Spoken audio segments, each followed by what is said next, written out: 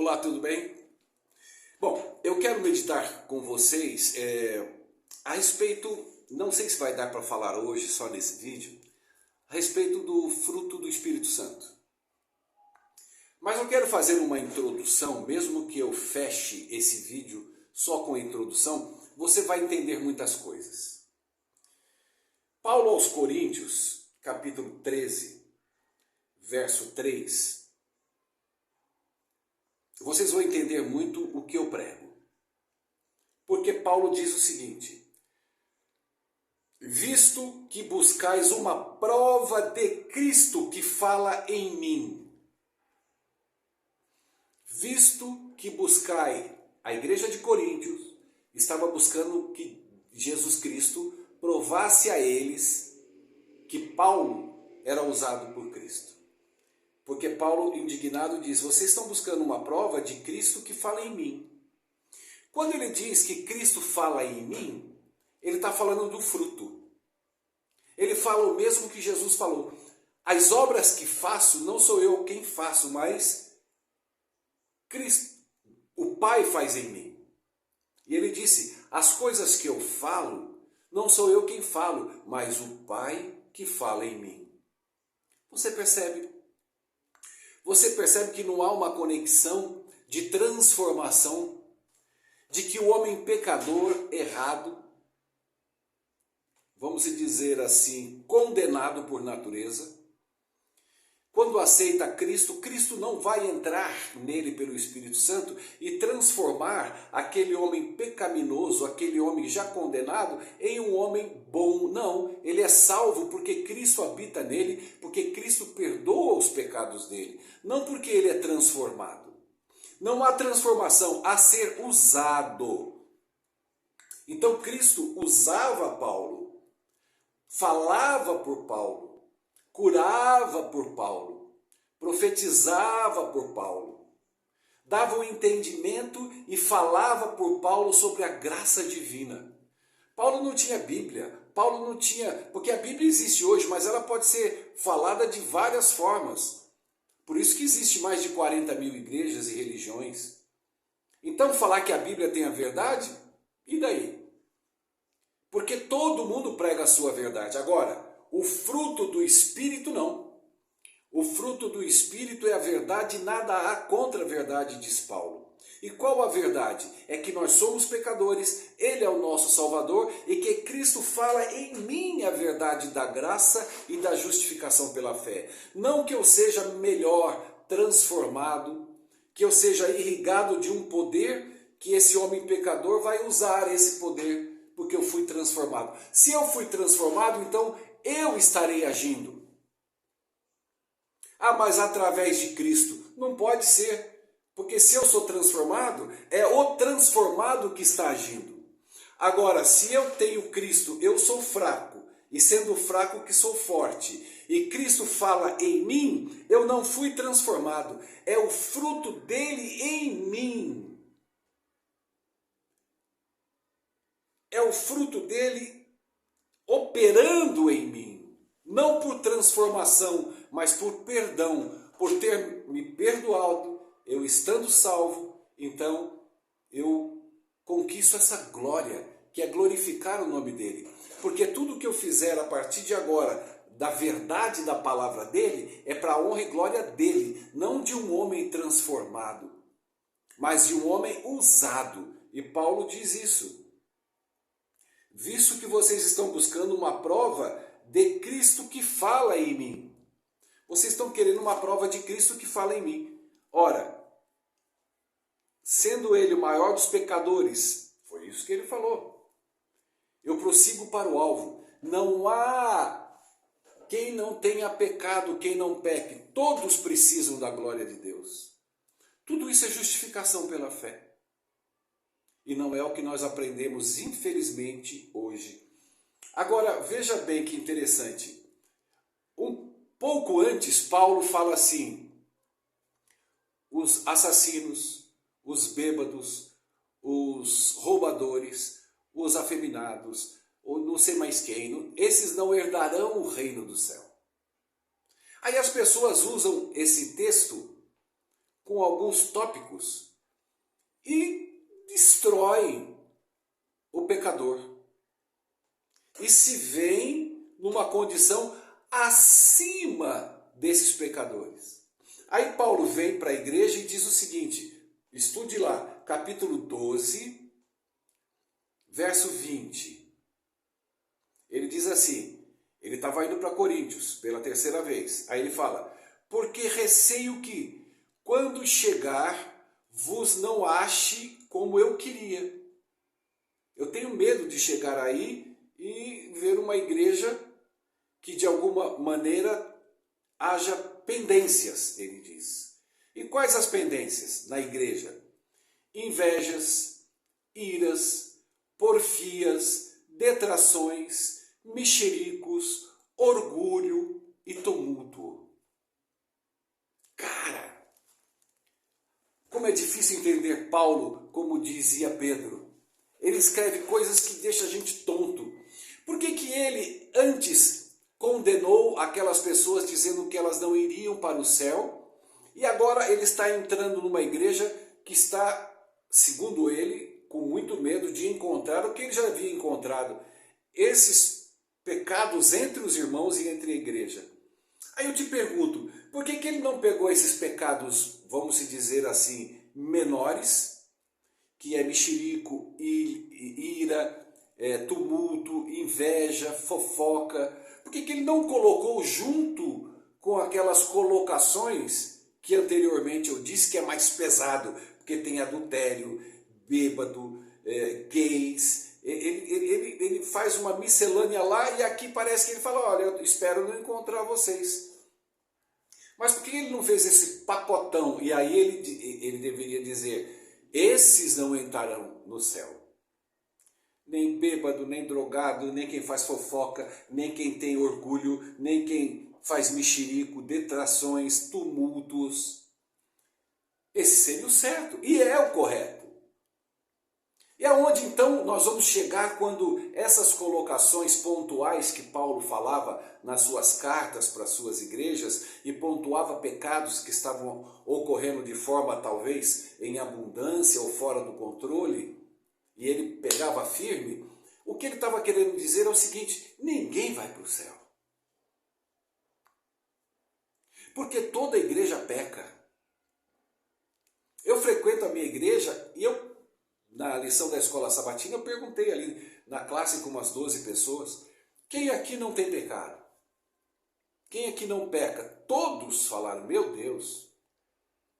Teve um que falou, eu sou o maior de todos. Eu falei, não, você está mentindo, porque eu peco mais do que você. Então a realidade é essa. Então, Sherry, como ser salvo se eu sou tudo isso que você está me falando? Se a igreja é tudo isso como você está colocando? O problema da igreja não são os pecados que ela comete. O pecado da igreja é ela achar que não comete pecados. Porque o problema de Jesus não são os pecadores, mas são os hipócritas. Jesus, quando morreu, ele morreu pelos pecadores, pelos pecados dos pecadores. Todos esses pecados designados aqui por Paulo, Cristo morreu por todos eles. Agora, quando você se posiciona como Laodiceia, rico, abastado sou, eu guardo a lei, eu guardo os mandamentos, eu guardo o sábado, eu devolvo o dízimo, você cai naquela fatia que Jesus falou. Esse não foi justificado por Deus. E aquele pobre coitado que se ajoelhou e baixou a cabeça e falou, Senhor, tenha compaixão dos meus pecados, eu sou pecador demais. Aí Jesus falou, esse foi justificado. Então o que é justificação pela fé? É isso. É você se descobrir, se olhar com essa cara de pau que você tem no espelho e falar, eu não sou nada. Eu não valho nada. Se Deus tiver compaixão de mim, Ele vai me usar por misericórdia e vai falar em mim as verdades que Ele quer que seja falada. Ele não vai fazer desse trapo de imundícia algo especial, alguém dilatado, de assim, agora eu estou cheio de poder, eu vou pregar o Evangelho. Mentira! Convém que ele cresça e eu diminua. Esse é o Evangelho. Esse é o verdadeiro Evangelho de Jesus. Aí Paulo diz ainda, continua aqui em Coríntios 13, ele fala assim, verso 5, examinai-vos vocês mesmos, veja se vocês permanecem na fé. Aí está a diferença do que é o Evangelho. Não é transformação. Não é eu posso tudo naquele... Então se joga de um prédio, se você pode tudo, e sai voando. Deus não tem poder para isso? Tem, mas não vai te dar esse poder. Então esse tudo é relativo. Esse tudo é o tudo dele em você. Ele te enche de graça e de poder para você permanecer na glória dele. E ele vai, através de você, falar, pregar o amor de Jesus, o cheiro agradável de Deus, o amor que ele tem pelo pecador, não pelo hipócrita. Ele ama o hipócrita? Ama. Vê o que Jesus falou para o hipócrita. Raça de víboras, filhos do diabo, filhos da serpente, maldiçoados, amaldiçoados. Porque esses não têm conversão. Esses têm o coração endurecido, como Laodiceia. Eu vou vomitar vocês da minha boca. Mas é ódio? Não. É a falta de espaço que o Espírito Santo não encontra. E no fruto do Espírito, vocês sabem, longanimidade, ele começa com amor, longanimidade, paz, alegria, domínio próprio, e por aí vai. O domínio próprio é o último. Mas antes ele diz que tem o fruto da carne. Qual é o fruto da carne? É tudo isso aí que nós estamos falando. Todos os pecados, seja pequeno, grande, torto, pecado reto, pecado oblíquo. Esses são os frutos da carne. Aí ele diz, agora eu vou dar para vocês o fruto do Espírito. Então o fruto da carne é só o pecado. É só o egoísmo, o orgulho, a maldade. Esse é o fruto meu. O sherry frutifica isso. Aí eu me sinto frágil, fragilizado. Eu enxergo que eu sou esse pecador. Eu enxergo que eu só produzo esse fruto. Por mais bondade que eu queira ter com as pessoas, ainda é fruto de egoísmo, é fruto de troca. Aí eu clamo a Deus misericórdia, compaixão, Ele me perdoa. Invade a minha vida e o meu coração com o Espírito Santo, o Espírito de Cristo. E a partir desse momento, eu não frutifico mais o fruto da carne. Eu começo a frutificar o fruto do Espírito. Então, o que o sherry frutifica, agora é o Espírito que irá frutificar em mim. Deus não pega esse sherry e transforma essa meleca em algo especial para frutificar o fruto do Espírito. Não, até porque se eu abandonar tudo isso e falar, Deus, dá licença, eu vou curtir a minha vida, eu não quero saber nada das coisas de Deus, eu volto para o fruto da carne. Ora, mas se Ele me transformou, por que eu volto para o fruto da carne? Porque não houve transformação. A transformação é eu pegar algo que é branco, eu pinto de preto, aquele produto é preto. Ah, eu não quero mais o preto, jogo fora, mas ele continua preto.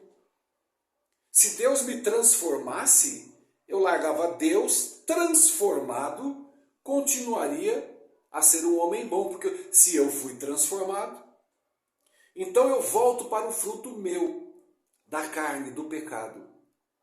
Então não há como você ser transformado. Há como você frutificar, como Paulo diz, aquilo que Jesus fala em mim. Quando eu prego para vocês a graça, quando eu dou esse quase que um estudo da graça, é Cristo falando em mim. Não é porque eu fui transformado. O entendimento é do Espírito Santo que abriu a minha consciência, transformou o meu entendimento. Não transformou o meu caráter. Mas o caráter dele vive em mim.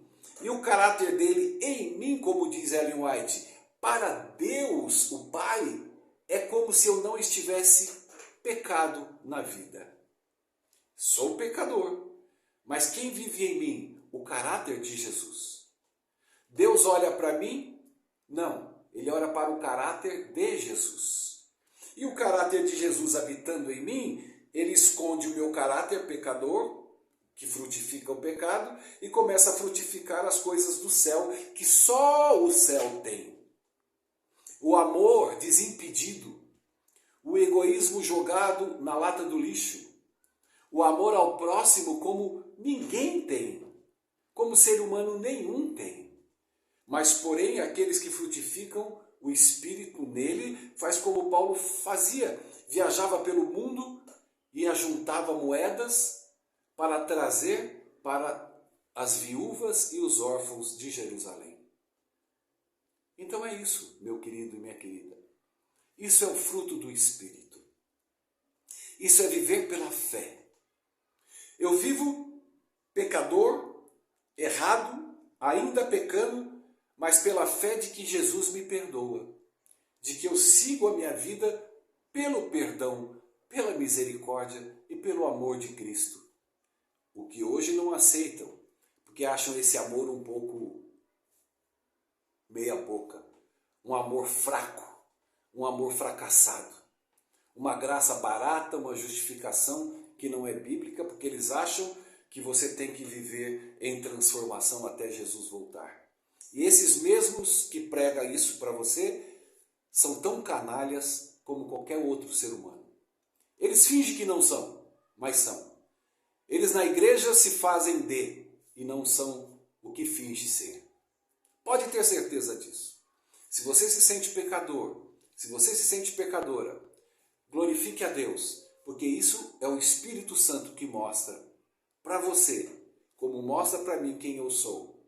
Por isso que a todo momento eu sou grato a Deus por me carregar pelo seu perdão e a sua compaixão de um pecador que hoje vive no amor e na misericórdia do Senhor Jesus Cristo. Beijo a todos, paz e graça na sua vida. Amém.